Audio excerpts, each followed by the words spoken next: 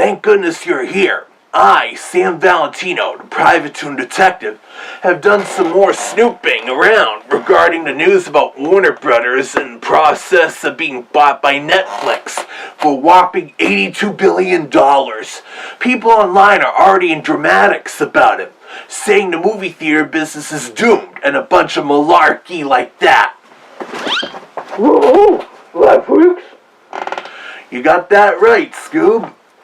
Because yes, Netflix pretty much won the bid for purchasing the Warner Brothers studio and library and streaming assets as part of this Discovery Global is still going to be split off into a separate company once again, like I've told you and everyone. But this process is going to take time.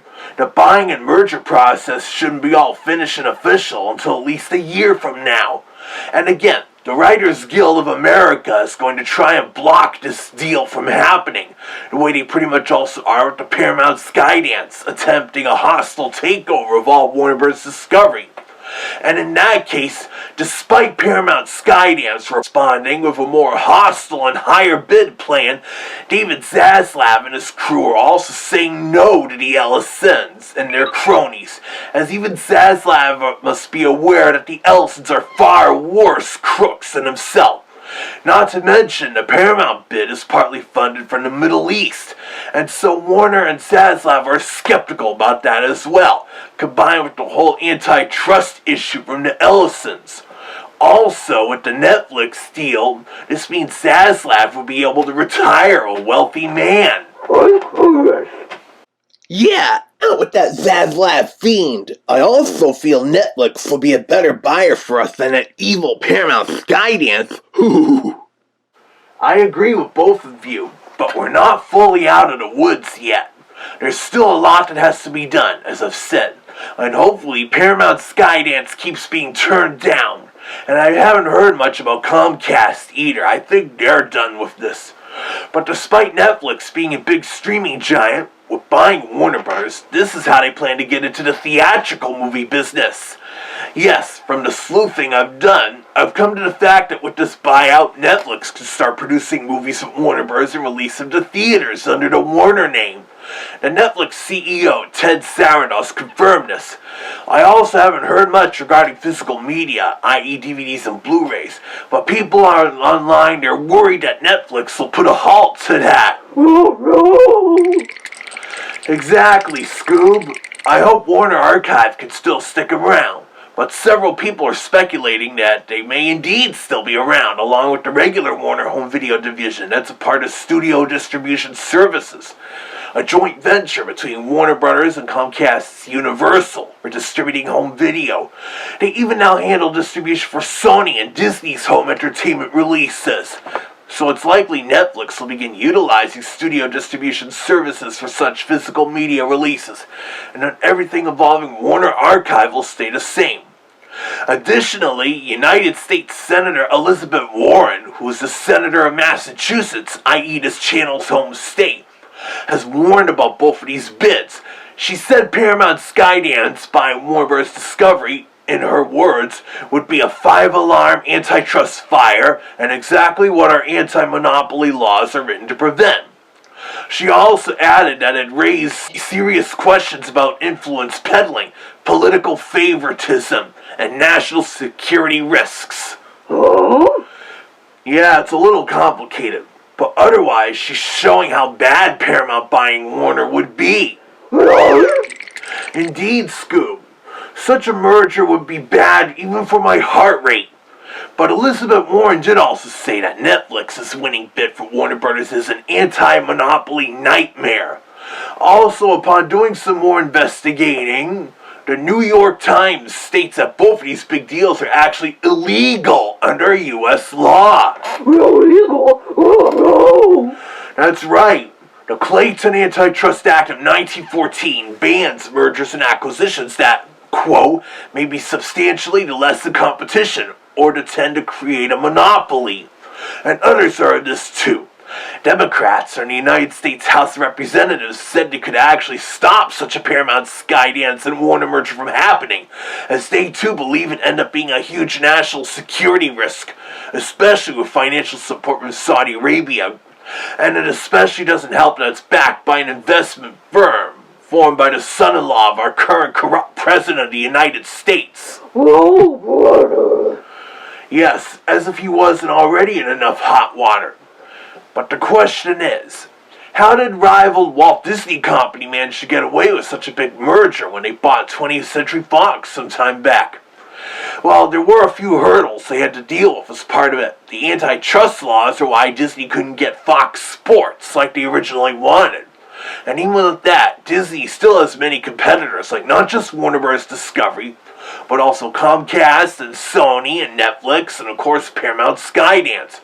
The Netflix and Warner Bros. Deal, while it mostly won't include the non-HBO TV networks that are going to Discovery Global, I heard Netflix does want Turner Classic Movies as part of it. Hopefully they keep the channel alive in addition to streaming all those older movies and such in their service. With that said, I also learned that HBO Max will still remain active once the Netflix buyout goes through. But I don't mind that much, as we've often discussed how HBO Max is redirected to streaming for adults, which is why they remove so much content made for kids and families. Additionally, there is some foul play suspected.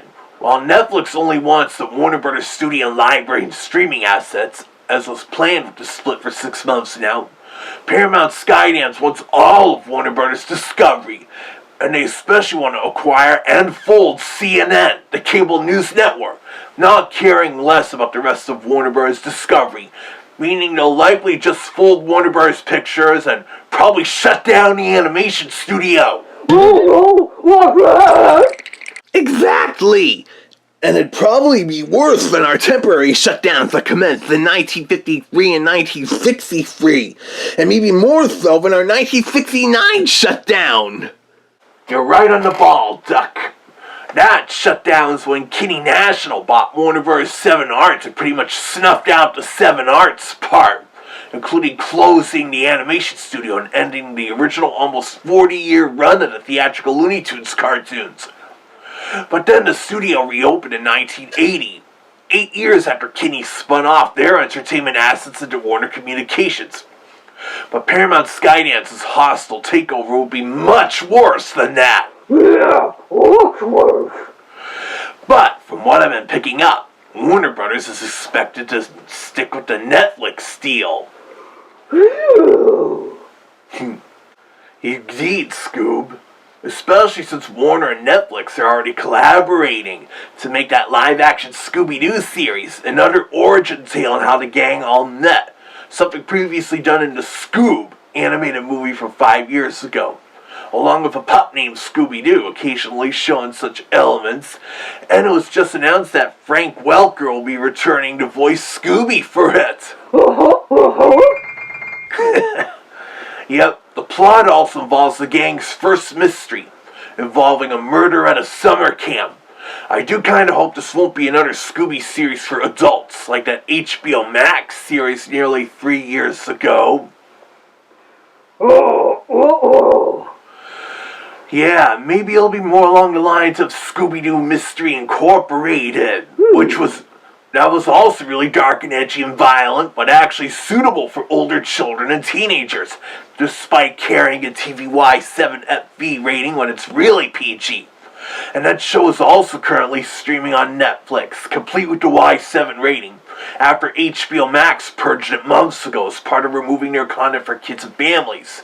But even so, either merger or buyout would be bad for a country. And should Warner Bros. Discovery not sell and go with their planned split, they wouldn't be in debt anymore anyways. And Netflix would be required to pay Warner Bros. Discovery $5.8 billion in that case. As if that weren't enough, an HBO Max subscriber in Las Vegas is suing Netflix over the planned merger, since again, this deal threatens to reduce competition. But Netflix just scoffed it off as an attempt to leverage all the attention on the deal. Oh, brother. I know, Scoob. But anyways, let's really hope for the best. If Warner Brothers gets bought by Netflix, things don't change much for their animation studio and library, and they refuse Paramount-Skydance once and for all. But if Netflix's deal also gets turned down because of those antitrust laws, which would indeed be ideal, then Warner Brothers would still be better off, financially too. It's a really nerve-wracking time to be a Warner Brothers cartoon character or fan, isn't it? Yeah. Indeed, my blood pressure has lately been through the roof. I don't blame you. But on the lighter side, Xfinity has finally added MeTV Toons a year and a half after the channel started up. That means this channel's owner may not need to use friendly TV much anymore. But besides that, we better hope Warner Bros. Makes the right decisions and doesn't end up destroying themselves. But we'll keep in touch on this YouTube channel with any major updates. And when fellow mystery solving toon Scooby-Doo's available, he'll be here to help me. Yeah. Scooby-Doo.